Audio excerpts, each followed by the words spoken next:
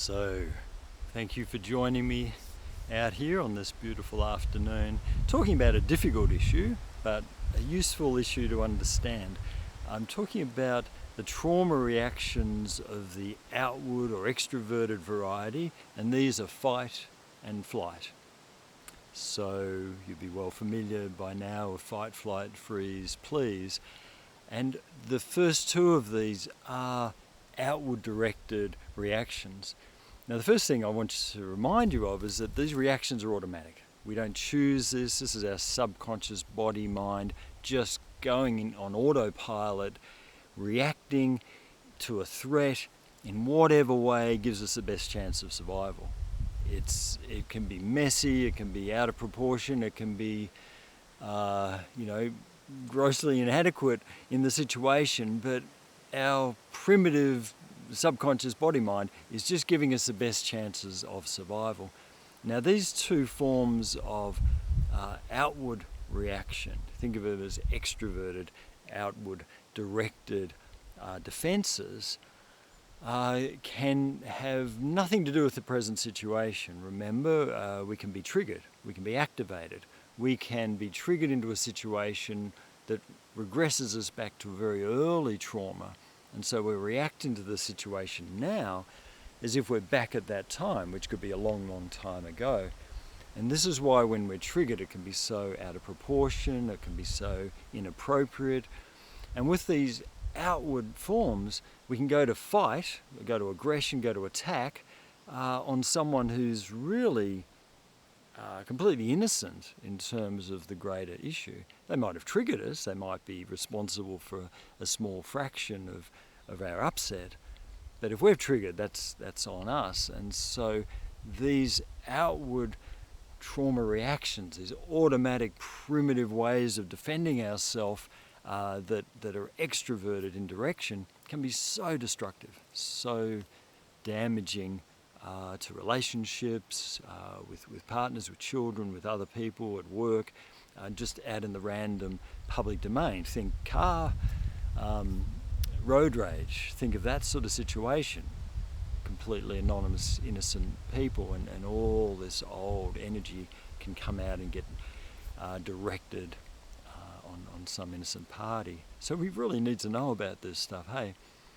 So the outward ones, these more primitive reactions. So fight is obviously the cornered animal attacking, snarling, making themselves big, aggressive, going into that very strong kind of rage stance to try to scare off a threat. And we all can go to that at times, get triggered and notice ourselves going into an irrational rage.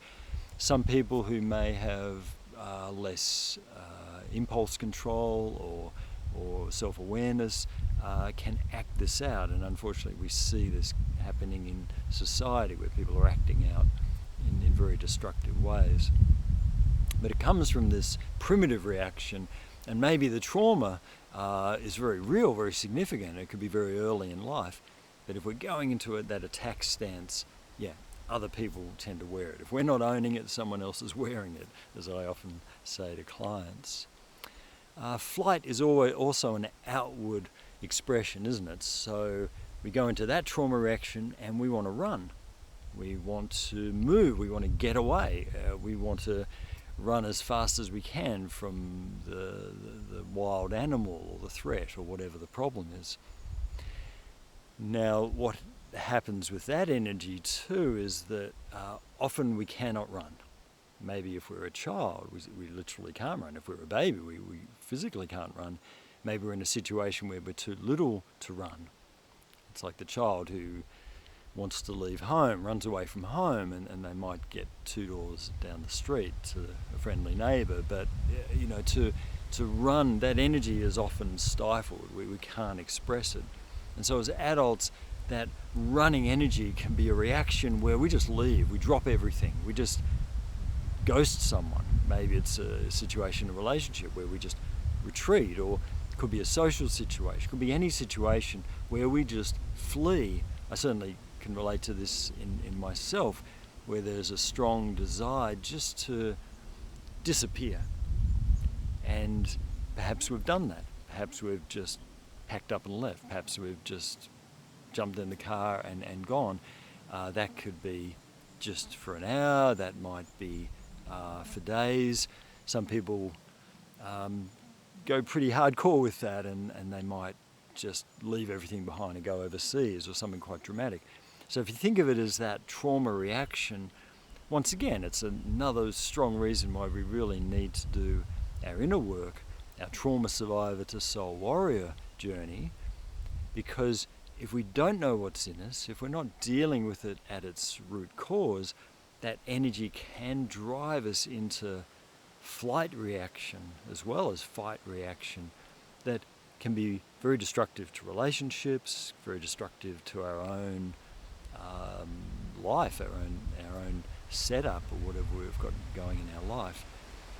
So I hope this is helpful. I want you to understand those reactions as the more externally focused ones that tend to be more destructive to other people in the short term, and the more we get to the underlying stress, the underlying charge, the underlying energy that's behind that, that's what trauma is. Trauma is stuck energy. So the more we get to that, the more we clear that, the more we do our healing work, the more choice we have, the less strong or less often, less intense these triggered reactions will be, the more choice we have around it. And we gradually dial it down and eventually heal it away to nothing. That's the goal. If you'd like to have a look at that free course of mine, Soul Warrior course, the Soul Warrior Journey, have a look at the links below. Yeah, there's no charge to you. We go through the 3 stages of the healing tree, and there's a long guided hypnotherapy where you get to meet your Soul Warrior self. Yeah, feel free to check that out. And any comments, most welcome. Thank you. Subscribing, liking helps me know what content to create more of. Yeah, thank you for listening, and see you next time.